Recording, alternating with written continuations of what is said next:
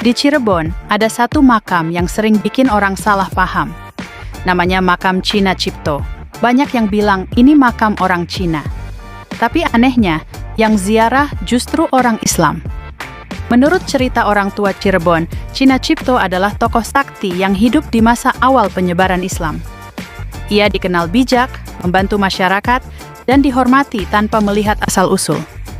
Yang bikin merinding, makam ini dipercaya punya pantangan. Nggak boleh berkata sombong, dan nggak boleh datang dengan niat main-main. Ini bukan soal percaya atau tidak, tapi soal menghormati cerita leluhur Cirebon. Kalau kamu orang Cirebon, pernah dengar kisah makam ini? Warga sekitar percaya, banyak orang datang dengan niat berbeda-beda. Ada yang sekadar mendoakan, ada juga yang datang sambil meremehkan.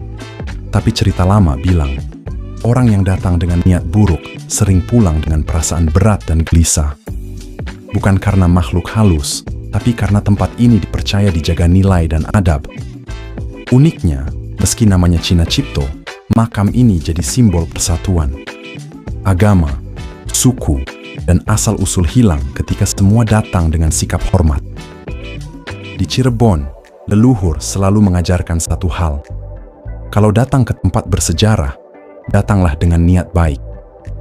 Menurut kamu, kisah makam seperti ini masih perlu dijaga atau cukup jadi cerita masa lalu?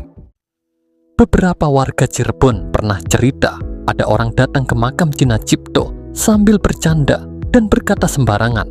Nggak lama setelah pulang, perasaannya jadi gelisah, tidur nggak nyenyak, dan pikiran terasa berat. Bukan karena takut, tapi karena ada rasa bersalah yang muncul.